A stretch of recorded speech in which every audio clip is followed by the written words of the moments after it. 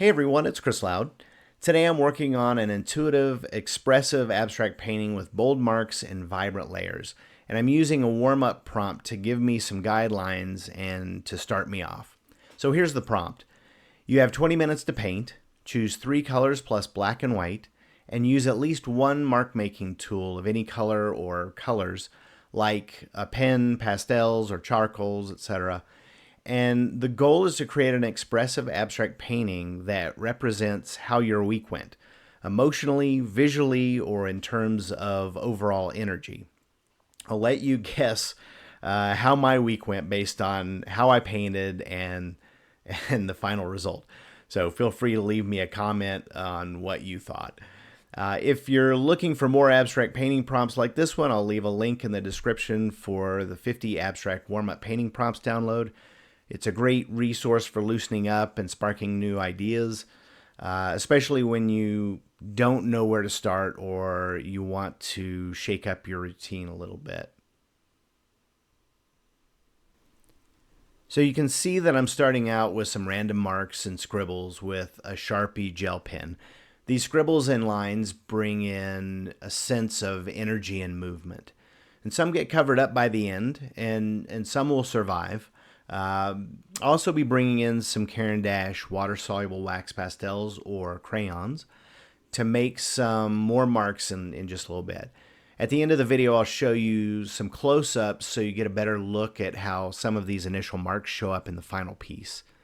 And I'll also show the final painting in different orientations.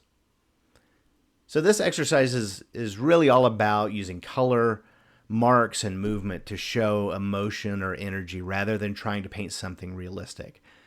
It's a playful, intuitive approach that lets us focus on how the painting feels instead of how it looks. I'll also leave the paints, materials, and tools that I used in the description if you're interested in seeing more about those.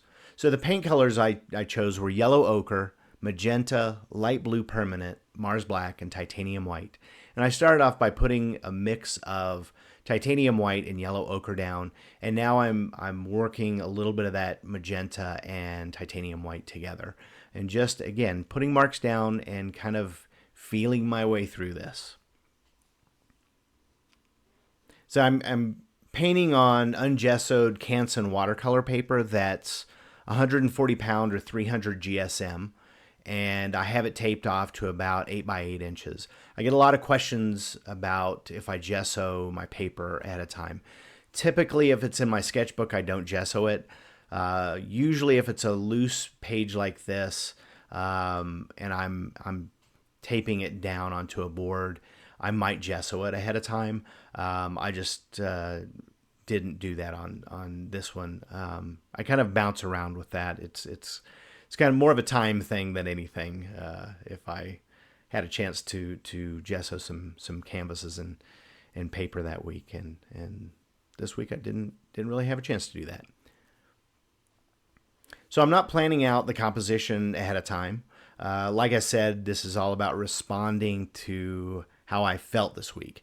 So I'm starting with a few lines, loose shapes, and soft layers, and letting the painting evolve naturally. It's not about making a perfect piece. I wasn't trying to make anything that was going to hang in a gallery. This was really, here I go again, it's about capturing a feeling. It's really about trying to tap into a different side of painting. And I shouldn't say a different side, but a different inspiration for painting. Trying to let what you're feeling as opposed to what you're thinking about, which I guess technically you could say that's kind of one and the same sometimes. But it's really about just playing and trying to get those feelings and emotions out on the surface. So one of the best things about working with a time limit is that it keeps us from overthinking. We're forced to move quickly and make decisions in the moment and accept the unexpected. And that's where I think a lot of the magic happens when you're painting intuitively. So you can see I'm using a color shaper, a silicone color shaper to get some more paint down and kind of marking through that a little bit with the edge. And I'm using a baby wipe to blend a little bit. I've also used a mop brush to blend some of these colors together. And again, I don't really have a clear direction here. I'm just putting paint down. But I'm also working with a clock. And as that clock ticks down, I start thinking, okay, this is what I've put down based on how I was feeling or how I was thinking about how I felt this past week. Can I make something of this? Can I give it some direction? And I will tell you that's not always easy. So if you're doing this and you don't have a direction, that's okay. If you find a direction, great, go for it. But if not, just keep playing, keep experimenting, keep making marks, keep having fun. So I'll bring in some Caran d'Ache pastels here in a minute, and I think that will start giving a little bit of direction here.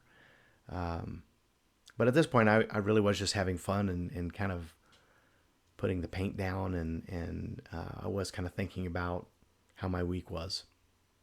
So if you like this video, feel free to give it a thumbs up. If you'd like to see more videos like this, feel free to subscribe. And as always, if you have any feedback or questions, I'd love for you to leave me a comment. So at this point, I think once I put this blue down in the titanium white and start blending it with that blending, mop brush and blending brush, and then started playing around here a little bit, I kind of felt like this was opening the painting up a little bit more. And I started feeling like I had a little bit of a direction. Should really go back and count how many times I've said feeling in this video. And I like to turn it around quite a bit, and I'll also bring in a pre-cut mat to take a look at it and see if that kind of shows me anything here.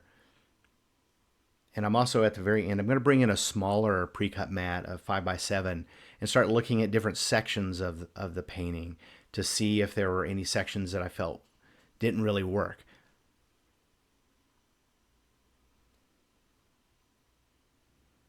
I think looking at this, you can probably have a pretty good sense of how my week went.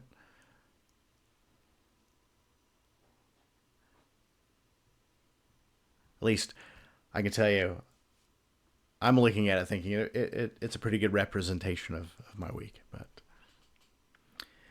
And I'm doing a lot of finger painting in here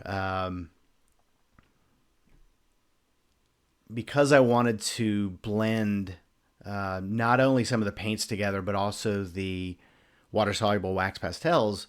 I dip my hands or my fingers into my water bucket, and it was just very easy to start blending some of those colors together. And I think the only color that I brought in that was different than what I initially started with, my three colors, was this light yellow-green water-soluble wax pastel. So here I'm going to show you looking at this and kind of taking some sections of this and really taking a look at it in a different way. So as we're painting, we need to ask ourselves, what does this color or shape feel like? Does it reflect the chaos, the calm, or the excitement of the past few days? And this painting, becomes a sort of visual journey, even if no one else would interpret it that way. This way of working is especially great if you're trying to build confidence or break through a creative block. We learn to trust our instincts and react to the painting in real time and let go of needing everything to be just right. It's also, a great way to open the door to experimentation. We might end up loving a mark or color combo that we wouldn't have tried in a more planned piece. It's really about staying curious. So here's some close-ups of this piece. So you can see where the pen marks are, the Caran d'Ache marks. I'll show you the final piece in some different orientations. And I think this really worked in every orientation. So thanks for watching, and keep on painting.